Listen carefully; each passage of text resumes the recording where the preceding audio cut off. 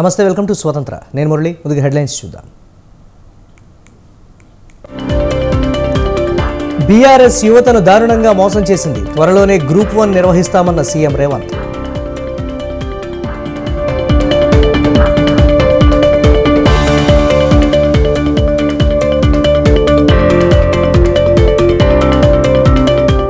కాళేశ్వరం లోపాలపై కాగ్ అక్షింతలు. Re engineering పేరుతో నిధులు దుర్వినియోగం చేశారని రిపోర్ట్.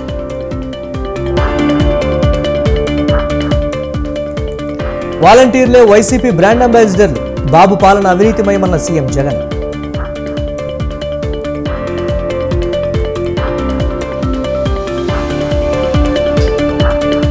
వైసీపీ వ్యతిరేక ఓటును చీలనివ్వను. ప్రతిపక్షాలన్నీ కలిసి రావాలన్న పవన్ కళ్యాణ్.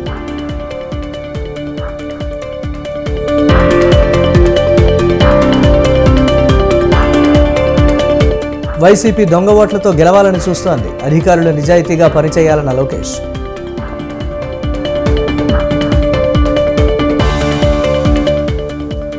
ఇండియా కూటమికి మరో షాక్. ఎన్డీఏ వైపు నేషనల్ కాన్ఫరెన్స్ అడుగులు.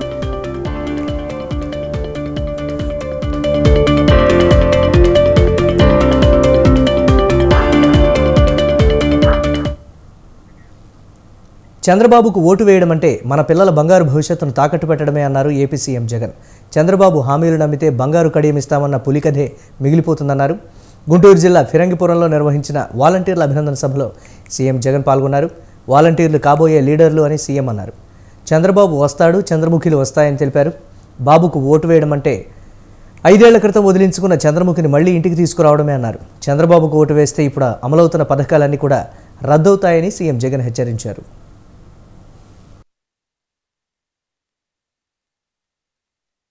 జన్మభూమి కమిటీ సభ్యుల దోపిడీ గుండెలు కావివి.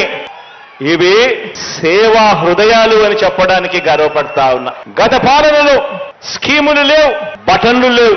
మంచి చేయాలన్న తపన ఆ చంద్రబాబుకు అంతకన్నా లేదు. చంద్రబాబు ఆయన జన్మభూమి కమిటీలు ఓ గంజాయి మొక్క అయితే మన సచివాలయాలు, అందుకు అనుసంధానమైన మన వాలంటీర్ వ్యవస్థ ఓ తులసి ముక్క అని చెప్పడానికి గర్వపడతా ఉన్నా. చంద్రబాబు పరిపాలన ఓ విషవృక్షమైతే మన పరిపాలన ఓ కల్పవృక్షం అని చెప్పడానికి కూడా గర్వపడతా ఉన్నాను.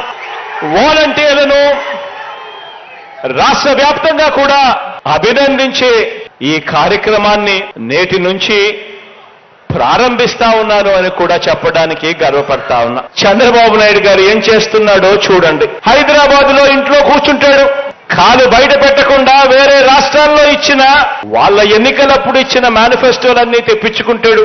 ఏ హామీలు అక్కడ బాగా పనిచేశాయి, ఏ పార్టీలు ఏ హామీలు ఇచ్చాయి అని చెప్పి వాళ్ళ హామీలన్నీ తీసుకుని ఒక కిచిడీ చేసి ఒక మేనిఫెస్టో రూపంలో తీసుకొస్తాడు. మన మేనిఫెస్టో ప్రజల కష్టాల నుంచి, ప్రజల కష్టాలను చూసి వారి కష్టాల నుంచి మన మేనిఫెస్టో పుట్టింది. మొన్నటిదాకా అన్నాడు జగన్ మాదిరిగా బటన్ నొక్కితే రాష్ట్రం శ్రీలంక అయిపోతుంది అని చెప్పి అన్న అదే నోటితోనే ఆయన చేస్తున్న ఈ గ్యాంబ్లింగ్ వ్యవహారంలో 6 వాగ్దానాలంటూ కొత్తగా ఒక మేనిఫెస్టో అని చెప్పి చెప్తా ఉన్నాడు ప్రజల్ని మోసం చేసేందుకు. పైగా ఇది శాంపుల్ మాత్రమే. ఈ 6కు ఇంకో 6 కూడా జమ అవుతాయని కూడా చెప్తా ఉన్నాడు.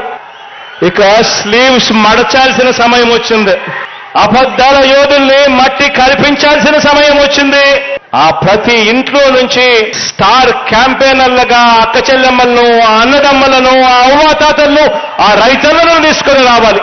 పెత్తందారుల మీద పేదల పక్షాన మనందరి ప్రభుత్వం చేస్తున్న యుద్ధంలో ఏ ఒక్క ఓటైనా కూడా బాబుకు ఓటు వేయడము అంటే తమకు అందుతా ఉన్న పథకాల రద్దుకు తామే ఆమోదం తెలిపినట్టు అవుతుంది అని చెప్పి ప్రతి ఇంటికి వెళ్ళి చెప్పాలి.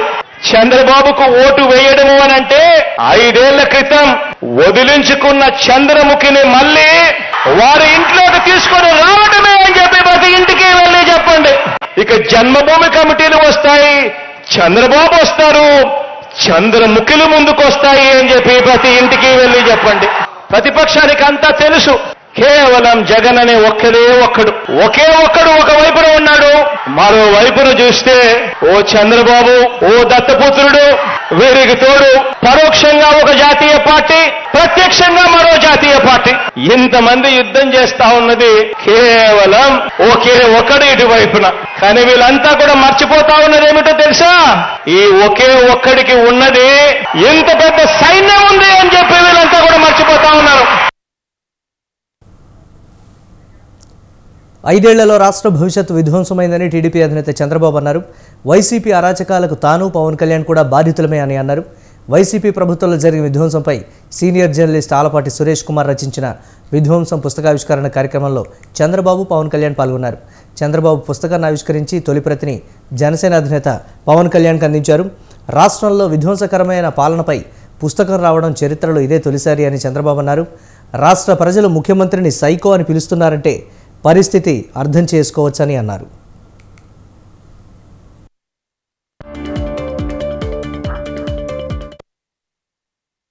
ఎంత నీచంగా ప్రవర్తించారో మీరు గుర్తుపెట్టుకోవాలి. ఈ పుస్తకం కూడా చాలదనిపిస్తుంది నాకు. ఆయన రాశారు కానీ పాపం విధ్వంసం కాదు ఇది.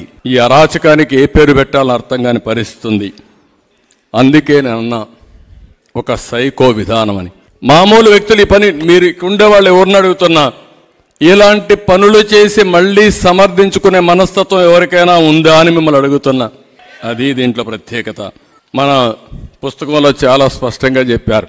ప్రజావేదిక కూల్చి, నేను అక్కడ ఇల్లు ఆడనే ఉన్నా, సర్వ విధాలా ప్రయత్నం చేశాడు. నేనుండే అద్దె ఇంట్లో నుంచి నన్ను వెకేట్ చేయించడానికి 5 ఏళ్లు ప్రయత్నం చేశాడు, కానీ ఆయన వల్ల కాలేదు. కడాన పక్కనుండే ప్రజావేదిక కూల్చి ఆ డెబ్రీస్ కూడా తీయకుండా అట్లనే పెట్టి ప్రతిరోజు నేను దాన్ని చూసి బాధపడాలనే వ్యక్తిని ఏమనాలో మీరే ఆలోచించుకోవాల్సిందిగా మిమ్మల్ని కోరుతున్నా. ఎంత నీచంగా ప్రవర్తించారో మీరు గుర్తుపెట్టుకోవాలి. ఈ పుస్తకం కూడా చాలదనిపిస్తుంది నాకు. ఆయన రాశారు. కూల్చివేతలతో మొదలైన ప్రభుత్వం కూలిపోతుందని జనసేన అధినేత పవన్ కళ్యాణ్ అన్నారు. వైసీపీ వ్యతిరేక ఓటు ఎందుకు చీలకూడదో ఈ పుస్తకంలో వివరించారని చెప్పారు. 2019 నుంచి ఇప్పటి వరకు చాలా ఇబ్బందులు పడ్డామన్నారు. విధ్వంసం పుస్తకం భవిష్యత్ రాజకీయాలకు గీటురాయిగా ఉంటుందని పవన్ అభిప్రాయపడ్డారు. పుస్తకం చదువుతుంటే మటుకు అసలు ఆయన చాలా ఎక్కడ కూడా ఒక పక్షపాతి ధోరణి లేకుండా ఒక నిజమైన జర్నలిస్ట్ ఎలా రాస్తే సమాజానికి ఉపయోగపడుతుందో అంత గొప్పగా రాశారు ఈ పుస్తకం. ఈ విధ్వంసం పుస్తకం పేర్కొన్న పలు సంఘటనల్లో నేను కూడా సాక్షిగా ఉన్నాను. నేను కూడా ప్రత్యక్షంగా అనుభవించిన వాడిని, కొన్ని పరోక్షంగా చూసిన వాడిని. విధ్వంసంతో మొదలైంది ప్రభుత్వం, కూల్చివేతలతో మొదలైంది ప్రభుత్వం, ప్రజాస్వామ్య విలువల్ని తాకట్టు పెట్టింది ప్రభుత్వం. కూల్చివేతలతో మొదలైన ప్రభుత్వం కూలిపోతుంది. మొదటి నుంచి నేను ఇదే చెప్తా ఉన్నాను. వైసీపీ వ్యతిరేక ఓటుని చీలనివ్వను అన్న ఒక్క వాక్యానికి, ఎందుకు ఆ మాట అన్నాను అనడానికి ఈ పుస్తకమే నిదర్శనం. ఎందుకు ప్రతిపక్షాలన్నీ కలిసి రావాలి, ఓటు అనేది ఎందుకు చీలకూడదు, ఎందుకు ఆంధ్రప్రదేశ్కి చాలా అవసరం. విభజించబడ్డ ఉమ్మడి ఆంధ్రప్రదేశ్కి కలిసి అన్ని రాజకీయ పక్షాలు కలిసి ప్రజల పక్షాన్ని నిలబడాల్సిన సమయం ఆసన్నమైందని చెప్పడానికి, అర్థం చేసుకోవడానికి ఆలపాటి సురేష్ కుమార్ గారు చాలా ఊతమిచ్చారు ఈ వాక్యానికి. నేను చెప్పిన ఆ వైసీపీ వ్యతిరేక ఓటును చీలనివ్వనడానికి.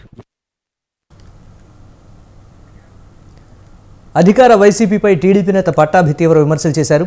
జగన్మోహన్ రెడ్డి ముఖ్యమంత్రి అయ్యాక అమరావతిపై విషం చిమ్మాడని ఆరోపించారు. కానీ ఇప్పుడు బ్యాంకులకు 75% గృహ సముదాయాలు పూర్తయ్యాయని చెబుతున్నారని ఆరోపించారు. వాటిని అధికారులకు కేటాయించినట్లు చెప్పుకుంటున్నారని ఆరోపించారు. వాటికి అద్దెలు చెల్లిస్తున్నట్లు జీవో కూడా ఇచ్చారని చెప్పారు. ముఖ్యమంత్రి అయిన తర్వాత ఏ రకంగా రాజధాని పైన విషం చిమ్మాడో, అసలు అక్కడ ఎటువంటి నిర్మాణాలు లేవు, అంతా గ్రాఫిక్సే, అదొక శ్మశానం అని చెప్పి విషం కక్కినటువంటి జగన్ రెడ్డి ఇవాళ బ్యాంకులకి ఏం చెప్పి మోసం చేస్తా ఉన్నాడండి? 75% పూర్తయినటువంటి ఈ గృహ సముదాయాలు ఏవైతే ఉన్నాయో ఇంకా దాదాపు 20-25% పూర్తి కావాల్సి ఉంది. అవి పూర్తి కాకుండానే జగన్ రెడ్డి గారంటండి అవి ప్రభుత్వ అధికారులకి, ఎమ్మెల్యేలకి, ఎమ్మెల్సీలకి కేటాయించేశాడంట. అవన్నీ కూడా అలాట్మెంట్ చేసేశాడంట. వాటిల్లో బ్రహ్మాండంగా అధికారులందరూ కూడా నివాసం ఉంటున్నారంట. దానికి గాను జిఏడి డిపార్ట్మెంట్ వాళ్ళు, అంటే జనరల్ అడ్మినిస్ట్రేషన్, ఈ డిపార్ట్మెంట్ వాళ్ళు అద్దె కూడా చెల్లిస్తున్నారంట.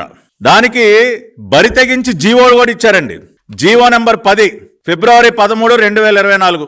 ఈ జీవో మళ్ళీ వెబ్సైట్ లో పెట్టలేదండి. హైకోర్టు ఎన్నిసార్లు మొట్టికాయలు వేసినా ఇగో ఇటువంటి మోసపూరిత జీవోలని దాచేస్తారు కదండి, అది కూడా దాచేశారు. జగన్ రెడ్డి ముఖ్యమంత్రి అయిన తర్వాత ఏ రకంగా రాజధాని పైన విషం చిమ్మాడో, అసలు అక్కడ ఎటువంటి నిర్మాణాలు లేవు, అంతా గ్రాఫిక్సే, అదొక శ్మశానం అని చెప్పి విషం కక్కినటువంటి జగన్ రెడ్డి పుంగనూరులో సమ్మర్ స్టోరేజ్ ట్యాంక్ వద్ద అన్ని మున్సిపాలిటీలకు ఆదర్శంగా మెగావాట్ సామర్థ్యంతో సోలార్ పవర్ ప్లాంట్ ప్రారంభించినట్లు మంత్రి పెద్దిరెడ్డి చెప్పారు. దీంతో పుంగనూరు మున్సిపాలిటీకి ఏటా ₹1,20,00,000 ఆదా అవుతుందన్నారు. చిత్తూరు జిల్లా పుంగనూరులో మంత్రి పెద్దిరెడ్డి రామచంద్రారెడ్డి పలు అభివృద్ధి కార్యక్రమాలను ప్రారంభించారు.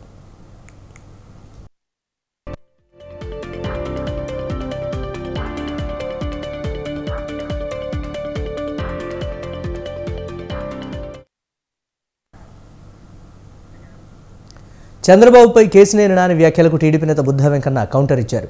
కేసినేని నాని పండుగలకు బస్ టికెట్లు బ్లాక్లో అమ్ముకునే బ్రోకర్ అంటూ మండిపడ్డారు. తనకున్న అవలక్షణాలని ఎదుటివారిపై రుద్దుతున్నారని చెప్పారు. చంద్రబాబు టికెట్లు అమ్ముకుంటున్నారని, కొత్త ప్రచారం చేస్తున్నాడని ఆగ్రహం వ్యక్తం చేశారు. కేసినేని నాని పార్టీ నుంచి వెళ్లగొట్టినందుకే చంద్రబాబుపై దుష్ప్రచారం చేస్తున్నారని ఆరోపించారు. 2014, 2019లో ₹1 తీసుకోకుండా నానికి చంద్రబాబు టికెట్ ఇచ్చారని చెప్పారు. బ్లాక్ లో అమ్ముకునే బ్రోకర్ పండగలకి పబ్బాలకి బ్లాక్ లో టికెట్లు అమ్ముకోవడం అలవాటైపోయి నాయకుల మీద అతనుకున్న అవలక్షణాలన్నీ ఎదుటి వాళ్ళ మీద రుద్దే ఏకైక వ్యక్తి ఎవరన్నాడంటే కేసినేని నాని. కేసినేని నాని ప్రజారాజ్యం ఉన్నప్పుడు చిరంజీవి గారి మీద కూడా టికెట్లు అమ్ముకుంటున్నాడని ఇదే వాళ్ళు. ఇప్పుడు చంద్రబాబు నాయుడు గారు నన్ను మెడపెట్టి గెంటేసాడని అందరి దగ్గర మాట్లాడుతూ ఇప్పుడు చంద్రబాబు గారు టికెట్లు అమ్ముతున్నాడని కొత్తగా ప్రచారం మొదలుపెట్టాడు. నిజమే, నిన్ను మెడబెట్టి గెంటిన మాట వాస్తవం. పార్టీలో నువ్వు ఉండడానికి ఏం లేదని నిన్ను చంద్రబాబు గారు మెడబెట్టి గెంటాడు. కానీ చంద్రబాబు నాయుడు గారు ఎప్పుడు టికెట్లు అమ్ముకోడు. చంద్రబాబు నాయుడు గుణం కర్ణుడు గుణం, పెట్టడమే కానీ తీసుకోవడం తెలియదు. కేసినేని నాని ఒక బ్రోకర్. తను చంద్రబాబులాగా కుర్చీ లాక్కునే లక్షణం లేదని మంత్రి గుడివాడ అమర్నాథ్ అన్నారు. జగన్ నిర్వహించే సమావేశ మందిరంలో ఒక కుర్చీలో కూర్చున్నానని తెలిపారు. సీఎం నిర్వహించే కార్యక్రమం వారు హాజరు కాకపోవడం వల్ల తాను కూర్చున్నానని చెప్పారు. చంద్రబాబు జైల్లో ఉంటే బాలకృష్ణ చంద్రబాబు కుర్చీలో కూర్చున్నారని గుర్తు చేశారు. జగన్ను మళ్లీ సీఎం చేసేందుకు కష్టపడి పనిచేస్తానని తెలిపారు. గడిచిన 58 నెలలుగా చేసిన సేవలకు గుర్తింపుగా వాలంటీర్లకు పురస్కారాలు ఇచ్చామని అన్నారు. ప్రతి ఏడాదిలాగా ఇంకాస్త ముందుగా వాలంటీర్లకు పురస్కారాలు ఇచ్చామని మంత్రి తెలిపారు.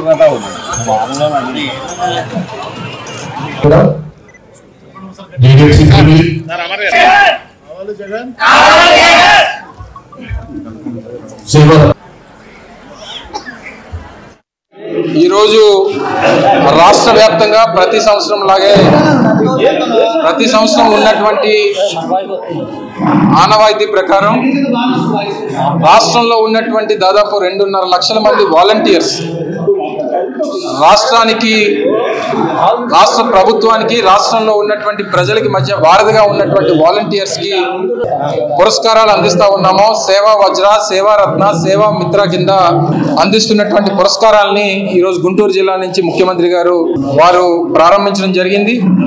ఈరోజు విశాఖపట్నం జిల్లాలో కూడా ఈ కార్యక్రమాన్ని ఏర్పాటు చేసి దాదాపు 10,800 మందికి వివిధ హోదాల్లో సేవా వజ్ర హోదా కానీ, సేవా రత్న కానీ, సేవా మిత్ర కింద 10,800 మంది వాలంటీర్స్ని పురస్కరించుకునేటువంటి కార్యక్రమాన్ని చేయడం జరిగింది.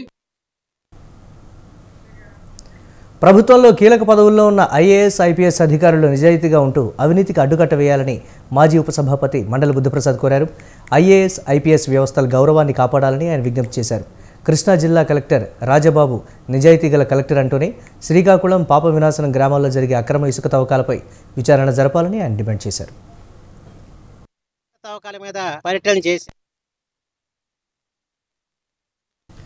శ్రీకాకుళం గ్రామస్తులు ఎన్నిసార్లు కలెక్టర్కి కంప్లైంట్ చేసినా పట్టించుకోవడం లేదన్నారు.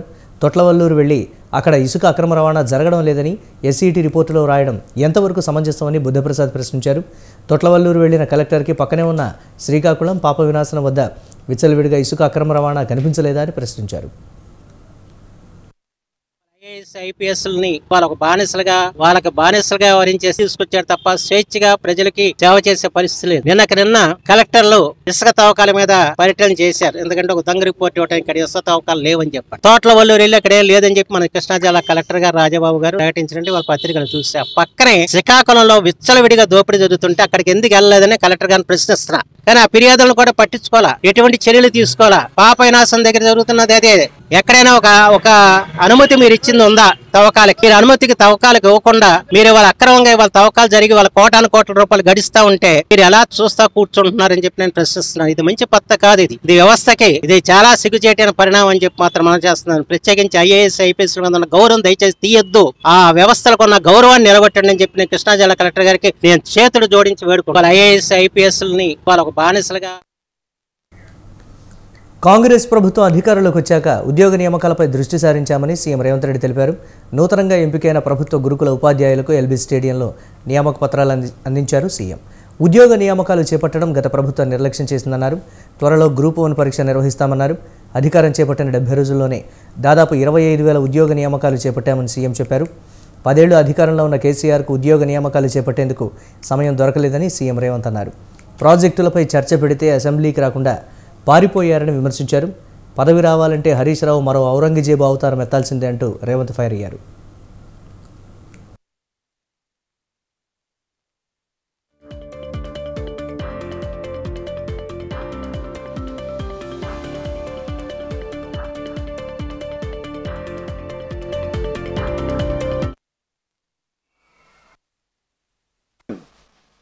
Junaid Rahman physical director schools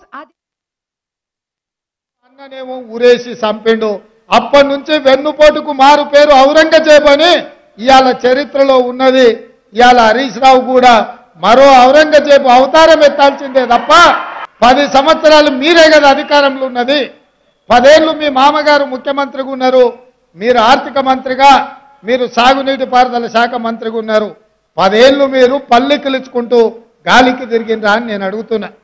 ఇవాళ మీరు కట్టిన మేడిగడ్డ పేక మేడల్లా కూలిపోతే 1,00,000 కోట్ల రూపాయలు ఖర్చు పెట్టి 1,00,000 ఎకరాలకు నీళ్లు ఇవ్వకపోతే ఇవాళ కాగు నివేదిక శాసనసభలో ప్రవేశపెట్టినాం. ఉపాధ్యాయులారా మీరు ఒక్కసారి అది చదవండి. 1,81,000 కోట్ల రూపాయలు కేవలం సాగునీటి ప్రాజెక్టుల మీద ఖర్చు పెడితే 1,00,000 ఎకరాలకు కూడా నీళ్లు ఇవ్వలేదు. ఇంత దుర్మార్గమైన దోపిడీ ప్రభుత్వాన్ని ఈ భూ ప్రపంచం మీదనే ఎవరు చూడలేదు. ఇవాళ ఆయన బాధంతో ఒక్కడే, ఆ ముఖ్యమంత్రి కుర్చీలో నల్లమల్ల అడవులో నుంచి వచ్చిన ఒక రైతు బిడ్డ, రైతు కొడుకు అక్కడ కూర్చుంటే కడుపు మండి నా కన్న కొడుకు అక్కడ కూర్చుంటాడని ఆ సచివాలయం ఉన్నదాన్ని కూలగొట్టి కడితే ఇది పోయి ఆయన వాస్తు కోసం అని కూలగొట్టిండు, కట్టిండు, బానే ఉంది. ఎవరికి వాస్తు అక్కడికి వచ్చిందే? అది మనకు అక్కడికి వచ్చింది, మీకు అక్కడికి వచ్చింది, నాకు అక్కడికి వచ్చింది, మా ఎంకన్నకు మా పొన్నం ప్రభాకర్కి అక్కడికి వచ్చింది. దశ దిశ అని 2 ఉంటాయి. దశ బాగుంటే దిశతో పని లేదు. నీ దశ గుడిసేటది కాబట్టే నువ్వు పోయి ఫామ్ హౌస్లో పడ్డావు. అయినా ఇప్పటికన్నా అర్థం చేసుకో. సీఎం రేవంత్ మీద బీఆర్ఎస్ ఎమ్మెల్యే కడియం శ్రీహరి ఆసక్తికర వ్యాఖ్యలు చేశారు. రేవంత్కు మా పార్టీ నుంచి ఏ రకమైన ఇబ్బంది ఉండదని అన్నారు. రేవంత్ రెడ్డి తన పార్టీ వారితోనే జాగ్రత్తగా ఉండాలని సూచించారు. తాను రేవంత్ రెడ్డి ఒకే స్కూల్లో చదువుకున్నామన్నారు. తాను సీనియర్ స్టూడెంట్ను, రేవంత్ జూనియర్ స్టూడెంట్ అని అన్నారు. రేవంత్ సీఎంగా కొనసాగాలని మనస్ఫూర్తిగా కోరుకుంటున్నానని కడియం చెప్పారు. సార్, మా పార్టీ ఏమని అనుకొని ఆ పార్టీ ఏమని అనుకొని నేను ఒక మాట మాత్రం చెప్పాలనుకుంటున్నాను. నేను ప్రస్తుత ముఖ్యమంత్రి రేవంత్ రెడ్డి గారు పూర్వాశ్రమంలో మేము ఒకటే స్కూల్లో చదువుకున్నాం సార్. నేను సీనియర్ స్టూడెంట్ సార్, ఆయన జూనియర్ స్టూడెంట్ సార్. ఆయన ముఖ్యమంత్రిగా ఉండాలని మాత్రము నాకు మనసు నిండా ఉన్నది సార్. కానీ రేవంత్ రెడ్డి గారు కొంచెం మీ వాళ్ళతో జాగ్రత్తగా ఉండండి, రేవంత్ రెడ్డి గారు. ఫ్రస్ట్రేషన్లో మాట్లాడుతున్నారు ముఖ్యమంత్రి గారు. మా వైపు నుంచి మీకు ఏం ప్రమాదం ఉండదు, మీరేం మా గురించి వరి కాకండి. మీ వాళ్ళని జర జాగ్రత్తగా చూసుకోండి జాగ్రత్తగా చూసుకోండి. శ్రీహరి గారు ప్లీజ్ ప్లీజ్. అధ్యక్ష,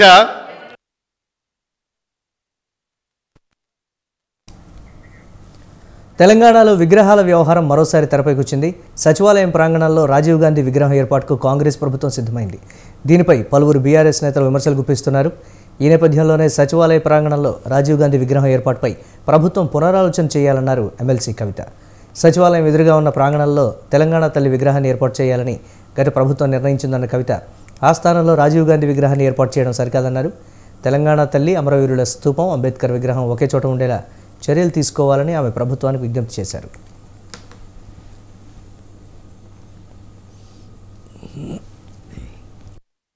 ఇప్పుడు వచ్చినటువంటి ప్రభుత్వం మరి తెలంగాణ తల్లి స్టాచ్యూ ప్లేస్లో గౌరవ భారతదేశ పూర్వ ప్రధానమంత్రి రాజీవ్ గాంధీ గారి స్టాచ్యూ పెడతామని చెప్పి నిర్ణయం చేసుకొని నిన్న అక్కడ ఫౌండేషన్ స్టోన్ వేయడం జరిగింది అధ్యక్ష.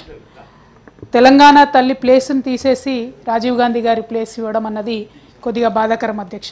తెలంగాణ తల్లి రూపురేఖలు మారుస్తామన్నారు. మార్చిన తర్వాత అయినా ఆ స్థలం తెలంగాణ తల్లి పెడితే ఒక పక్క అమరవీరులు, ఇంకో పక్క సెక్రటేరియట్ ఉన్న చోట ఉంటే బాగుంటుంది అధ్యక్ష.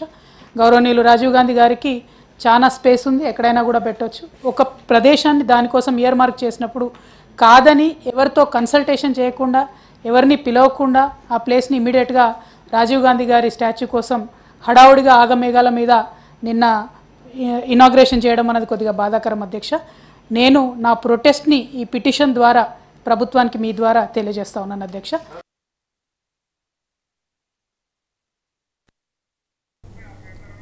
కాగా రాజీవ్ గాంధీ దేశానికి ఎనలేని సేవలు అందించారని మంత్రి కోమటిరెడ్డి వెంకటరెడ్డి అన్నారు. తెలంగాణ తల్లి విగ్రహాన్ని అందరికీ ఆమోదయోగ్యమైన రీతిలో సరైన స్థలంలో ఏర్పాటు చేస్తామని అన్నారు.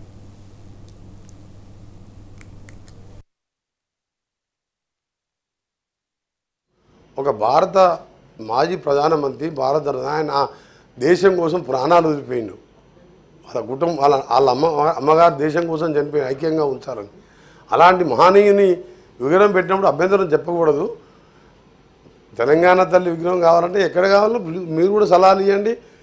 ఆ కమిటీలో దేశపతి శ్రీనివాస్ గారి సలహాలు తీసుకుంటాం. మీరు కూడా ఎక్కడ పెట్టాలని చెప్పండి, దాన్ని కూడా పెడతాం అని. రాజీవ్ గాంధీ ఇలా మామూలు వ్యక్తి కాదబ్బా. ఆ కాలంలో గ్రామీణ ప్రాంతాల సర్పంచ్లకు నేరుగా 2 లక్షలు 3 లక్షలు అకౌంట్లో డైరెక్ట్ అకౌంట్లో వేసేవాడు. ఆయన ఒక మాట పార్లమెంట్లో అన్నాడు, 100 రూపాయలు పంపిస్తే గ్రామ పంచాయతీ పోయే వరకు 50 రూపాయలు అవుతున్నాయి. ఆయన ప్రధానమంత్రి శిష్టాన్ని చెప్పి గ్రామీణ ప్రాంతాల అభివృద్ధి కావాలనే మహాత్మా గాంధీ కళలు కన్నా నిజం చేసిన నాయకుడు. ఐటీ రంగాన్ని ఒకవైపు గ్రామీణ ప్రాంతం, ఒకవైపు ఐటీ రంగాన్ని 21వ శతాబ్దం తీసుకొని కంప్యూటర్, సెల్ ఫోన్ అని ఆయన ఆలోచన. గత కాంగ్రెస్ ప్రభుత్వ హయాంలో తెలంగాణకు రైల్వే విషయంలో అన్యాయం జరిగిందని కేంద్ర మంత్రి కిషన్ రెడ్డి అన్నారు.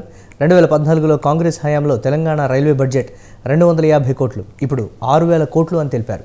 సిద్దిపేట జిల్లా కొమరవెల్లి రైల్వే స్టేషన్ నిర్మాణానికి భూమి పూజ చేశారు. ఈ సందర్భంగా మెదక్ సిద్దిపేట రైల్వే లైన్ కూడా కేంద్ర ప్రభుత్వం ఇచ్చిందని కిషన్ రెడ్డి చెప్పారు. రీజనల్ రింగ్ రోడ్డు కోసం 26,000 కోట్లు కేంద్ర ప్రభుత్వం కేటాయించబోతోందని తెలిపారు. గత బీఆర్ఎస్ ప్రభుత్వం భూసేకరణ చేయకుండా నిర్లక్ష్యం చేసింది, పనులు ఆగిపోయాయని చెప్పారు. తెలంగాణ అభివృద్ధి కోసం మోదీ ప్రభుత్వం కట్టుబడి ఉందని కిషన్ రెడ్డి స్పష్టం చేశారు.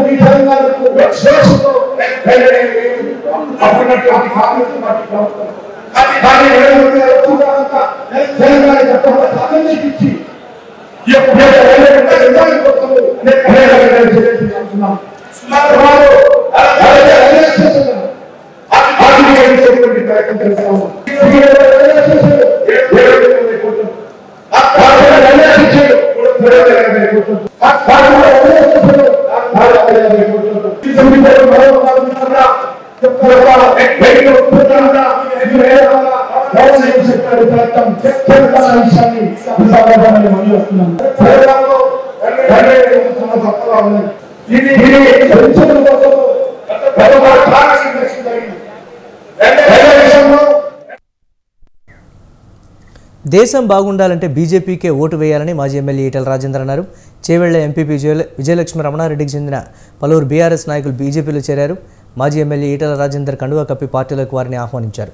రాష్ట్రంలో నియంతృత్వ పాలన సాగిస్తున్న కాంగ్రెస్ బీఆర్ఎస్ ప్రభుత్వ పోకడలను ప్రజలకు వివరిస్తామని ఈటల అన్నారు. వచ్చే పార్లమెంట్ ఎన్నికల్లో బీజేపీ అత్యధిక స్థానాలను సాధిస్తుందని ధీమా వ్యక్తం చేశారు. ప్రధాని మోదీ ఇమేజ్ దెబ్బతీయడానికే కాంగ్రెస్ అనేక విధాలుగా ప్రయత్నిస్తోందని, ఆ పార్టీ చెప్పే అబద్ధాలను ప్రజలు నమ్మరని అన్నారు. మోడీ గారు మనకిచ్చిన నినాదం రేపు పార్లమెంట్లో 400 సీట్లు ఇచ్చి నన్ను ఆశీర్వదించమని చెప్పుకుంటున్నాడు. తెలంగాణలో 17 స్థానాలు ఉన్నాయి. ఇవాళ 17 స్థానాల్లో ఒకటే అంటున్నారు. ఎక్కడ పోయినా కూడా అన్నా మొన్న ఏదో అయిపోయిందన్నా, మొన్న జరిగిన ఎన్నికలు చిన్న ఎన్నికలట, అవి ఇక్కడ ఎన్నికలట, రేపొచ్చే ఎన్నికలు మోడీ ఎన్నికలట, రేపొచ్చే ఎన్నికలు దేశ భవిష్యత్ సంబంధించిన ఎన్నికలట అని చెప్పి కాంగ్రెస్ పార్టీలో ఉన్న వాళ్ళు కావచ్చు, బీఆర్ఎస్ పార్టీలో ఉన్న వాళ్ళు కావచ్చు, వాళ్ళు ఏ పార్టీ వాళ్ళని కావచ్చు, ఒకటి అంటున్నారు ఈ దఫా మేము బీజేపీకే ఓటు వేస్తాము, ఈ దఫా మా ఆశీర్వాదం. ఈ నెల 17న బీఆర్ఎస్ అధినేత మాజీ ముఖ్యమంత్రి కేసీఆర్ జన్మదినాన్ని పురస్కరించుకొని పలు కార్యక్రమాలు నిర్వహిస్తున్నట్లు మాజీ మంత్రి తలసాని శ్రీనివాస్ యాదవ్ తెలిపారు. తెలంగాణ భవన్లో జరగనున్న వేడుకలకు పార్టీ ప్రజాప్రతినిధులు, నాయకులు, కార్యకర్తలు పెద్ద ఎత్తున హాజరై విజయవంతం చేయాలని పిలుపునిచ్చారు. వికలాంగులకు వీల్ చైర్స్ పంపిణీ, ఆటో డ్రైవర్లకు ఇన్సూరెన్స్ పత్రాల పంపిణీ, పేషెంట్స్కు పండ్లు పంపిణీ తదితర సామాజిక సేవా కార్యక్రమాలు నిర్వహించనున్నట్లు చెప్పారు. 70వ జన్మదినం సందర్భంగా 70 కిలోల భారీ కేక్ను కట్ చేయనున్నట్లు చెప్పారు ఆయన. జరుగుతున్నటువంటి అనేక కార్యక్రమాలకు వారు సారథ్యం వహించాలని ఈ సంవత్సరం మరి ఇక్కడ భవన్ లో ఘనంగా 17వ తారీఖు ఉదయం 9:30-10 గంటలకే కార్యక్రమాలు స్టార్ట్ అవుతాయి. అయితే ఈ కార్యక్రమంలో పెద్దలందరూ పార్లమెంట్ సభ్యులు, రాజ్యసభ సభ్యులు, శాసన సభ్యులు, శాసన మండలి సభ్యులు, మాజీ చైర్మన్లు, ప్రముఖులు, మహిళలు, యువత అందరూ కూడా పెద్ద ఎత్తున భాగస్వామ్యం కావడం, అందులో కేటీఆర్ గారు, హరీష్ రావు గారు, కేశవరావు గారు, పెద్దలు పోచారం గారు అందరూ. బీజేపీ ఎమ్మెల్యే ధన్పాల్ సూర్యనారాయణ కొత్త డిమాండ్ను తెరపైకి తెచ్చారు. రాష్ట్రంలోని కొన్ని నగరాల పేర్లను మార్చాలని తెలంగాణ ప్రభుత్వాన్ని కోరారు. హైదరాబాద్ పేరును భాగ్యనగరంగా మార్చాలని సూచించారు. భాగ్యలక్ష్మి గుడి పేరుతో భాగ్యనగరం అనే పేరు వచ్చిందని చరిత్రకారులు చెబుతారని తెలిపారు. హైదరాబాద్ పేరు మార్పు గురించి ఇదివరకు చాలామంది నేతలు కూడా ప్రతిపాదించారని చెప్పారు. నిజామాబాద్ పేరును ఇందూరుగా మార్చాలన్నారు. ఆదిలాబాద్ పేరును ఏదులాపురంగా, వరంగల్ పేరును ఓరుగల్లుగా మార్చాలని సూచించారు. ఈ 4 నగరాల పేర్లను మార్చేలా చూడాలని రేవంత్ ప్రభుత్వాన్ని సూర్యనారాయణ సూచించారు. పేర్లు మార్చాలని డిమాండ్ ఉంది. ఇది ప్రజలు కోరుకుంటా ఉన్నారు. ప్రజాస్వామ్యంలో ప్రజలు ఏది కోరుకుంటున్నారో అది తీర్చే బాధ్యత ప్రభుత్వానికి ఉంటుంది. ఈరోజు హైదరాబాద్ని భాగ్యనగరంగా, నిజామాబాద్ని ఇందూరుగా, వరంగల్ని ఓరుగల్లుగా, అదేవిధంగా ఆదిలాబాద్ని ఎదులాపురంగా మార్చాలని నేను స్పీకర్ ద్వారా ప్రభుత్వాన్ని కోరడం జరిగింది. తప్పకుండా పేర్లు మార్పు చేయాలని మేము కోరుతా ఉన్నాం. లేని ఏడల ప్రభుత్వానికి మేము రాబోయే రోజులలో తప్పకుండా ఈ డిమాండ్ని నెరవేర్చాలని మేము చెప్తాం. ఇవి ఇప్పటివరకు అప్డేట్స్. కీప్ వాచింగ్ స్వతంత్ర.